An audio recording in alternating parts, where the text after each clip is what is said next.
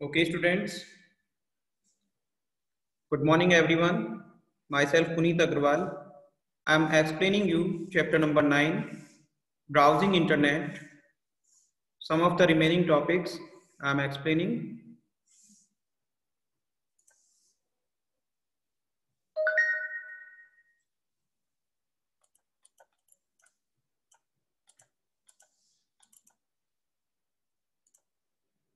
Yes, students. I shall talk about browsing internet, chapter number 9.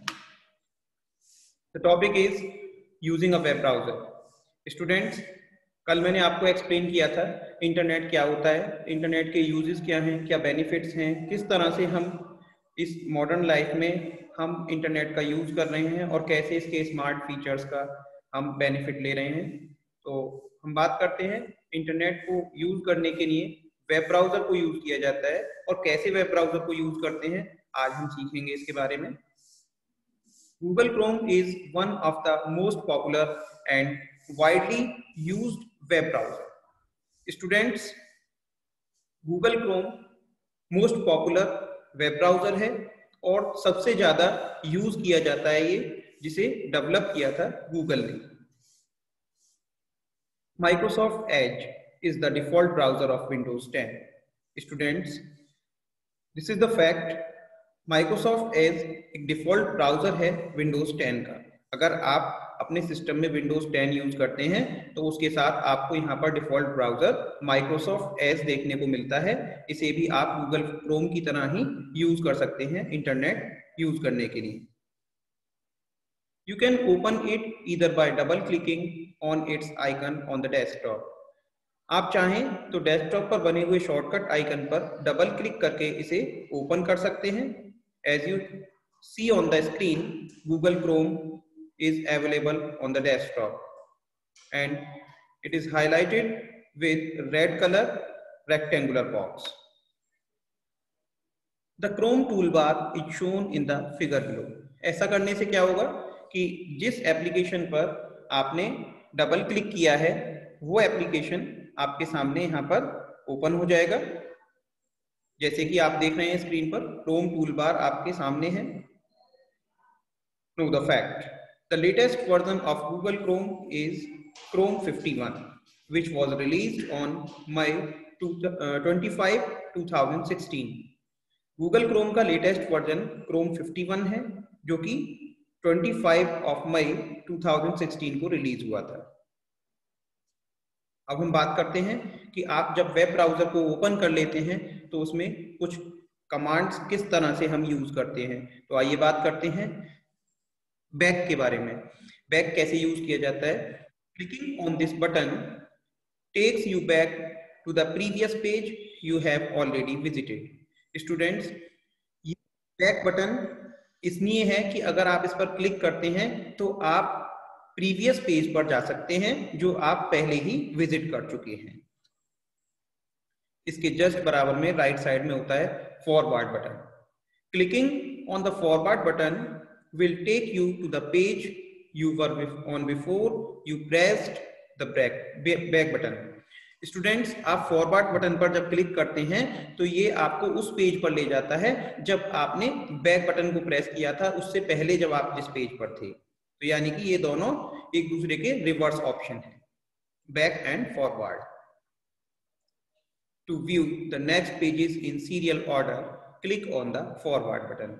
Students, अगर आपको एक serial order में next pages को देखना हो तो उसके लिए हम फॉरवर्ड बटन का यूज करते हैं, इस पर क्लिक कर देते हैं। तो ऐसा करने से क्या होता है कि जो भी नेक्स्ट पेजेस हैं वेबसाइट में, जो भी वेब पेजेस हैं वो सभी आपके सामने सीरियल ऑर्डर में आने लगते हैं। Now we will discuss about reload this page. Clicking on will reload the most recent version of the current page. Students, reload this page, आप देख रहे हैं एक सर्कुलर एरो टाइप का एक बटन होता है जो कि आपके सामने है स्क्रीन पर। इस बटन पर क्लिक करने से क्या होता है कि जो भी आपने मोस्ट रिसेंट वर्जन यहाँ पर लोड किए हुए हैं उन्हें रीलोड करता है, यानी कि जो करंट पेज है आपका, जो भी जिस किसी वेबसाइट पर आप वर्क कर रहे हैं या जो भी वेब पेज आपके सामने है, अगर आप इस बटन पर क्लिक कर देंगे तो ऐसा करने से जो मोस्ट रिसेंट वर्जन है उसका वो रीलोड होने लगेगा। Bookmark this page. This option allows the user to store and organize the chosen websites so that he can revisit them anytime whenever needed. Students, आप देख सकते हैं यहाँ पर स्क्रीन पर वेब ब्राउजर जो आपके सामने है, तो उसमें डॉक्यूमेंट इस विंडो पर आप यहाँ पर देख सकते हैं बुकमार्क का ऑप्शन। ये स्टार्ट टाइप का एक ऑप्शन होता है और ये ऑप्शन अलाउ करता है यूजर को कि हम यहाँ पर स्टोर और ऑर्गेनाइज कर सकते हैं अपनी चूजन वेबसाइट्स को, जिससे कि हमें फ्यूचर में कभी अगर जरूरत पड़े तो हम उन्हें रिविजिट कर सकते हैं, यानी फिर से देख सकते हैं। New tab. देखिए यहाँ स्क्रीन पर जो आप कर्सर की जो पॉइंटिंग लोकेशन देख रहे हैं, यहाँ पर ये ऑप्शन होता है new tab. Clicking on this button allow you to open a web page in a new tab. इस ऑप्शन पर जब हम क्लिक करते हैं इस बटन पर, तो यहाँ पर क्लिक करने से क्या होता है कि आप यहाँ पर न्यू वेब पेज ओपन कर सकते हैं, यानी न्यू टैब आप यहाँ से ओपन कर सकते हैं। कोई भी वेब पेज पर जब आप वर्क कर रहे हैं तो यहाँ पर क्लिक करके आप न्यू टैब ओपन कर सकते हैं। You can also open a link in a new tab. आप चाहें तो लिंक को न्यू टैब में भी ओपन कर सकते हैं। Right click on the link and select the open link in new tab option. ऐसा करने के लिए आपको क्या करना होगा, आप लिंक पर राइट क्लिक करेंगे। जिस किसी लिंक पर आप राइट क्लिक करेंगे, मैंने आपको बताया था लिंक क्या होता है।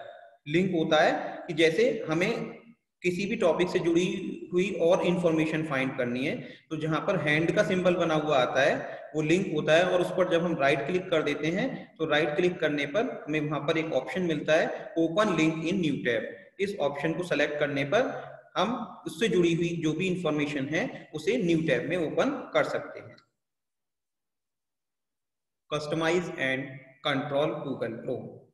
स्टूडेंट्स, आपको यहाँ पर 3 बार दिखाई दे रहे हैं जो कि हॉरिजॉन्टली आपको शो हो रहे हैं यहाँ पर टॉप राइट साइड में। तो customize and control Google Chrome होता है, और clicking on this button will display a drop down menu with many options to customize and control the Google Chrome। आप यहाँ पर जैसे ही क्लिक करते हैं तो आपको काफी सारे ऐसे Google Chrome के ऑप्शंस मिलते हैं जिन्हें आप यहाँ से कस्टमाइज और कंट्रोल कर सकते हैं। Some of these options are as follows। देख सकते हैं आप जैसे ही इस पर क्लिक करेंगे तो कुछ इस तरह से लिस्ट आपके सामने ओपन होगी, जैसा कि आप यहाँ स्लाइड पर देख रहे हैं।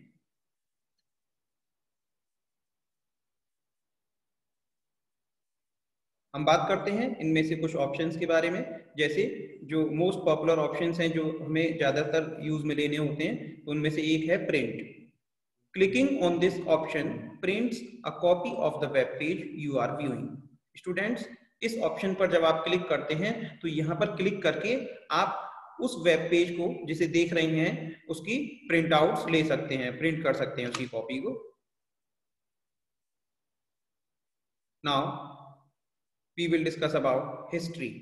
This option displays a list of websites you visited recently. History यानी ये ऑप्शन ऐसा होता है जो कि वेबसाइट्स की लिस्ट डिस्प्ले करता है जो आपने जल्दी में विजिट की हैं, यानी जो भी वेबसाइट्स आप ओपन करके देखते हैं वो सभी यहाँ पर हिस्ट्री में सेव हो जाती हैं और यहाँ से आप देख सकते हैं। Zoom। The zoom option allows you to increase or decrease the size of the content of the web page। Students, zoom option आप सभी को पता ही है कि zoom option आपको allow करता है कि आप किसी भी वेब पेज का कंटेंट यहाँ से इंक्रीज और डिक्रीज कर सकते हैं। Click on plus symbol to zoom in the page। अगर आप यहाँ पर इसका साइज बढ़ा करके देखना चाहते हैं, इंक्रीज करना चाहते हैं, तो प्लस सिंबल पर क्लिक कर देंगे। Otherwise, click on minus symbol to zoom out the page। Click on this screen symbol to select the full screen mode। देखिए यहाँ पर आपको इस लिस्ट में कुछ इस तरह का एक स्क्रीन सिंबल शो हो रहा है। इस पर आप अगर क्लिक करते हैं तो आप फुल स्क्रीन मोड इनेबल कर सकते हैं।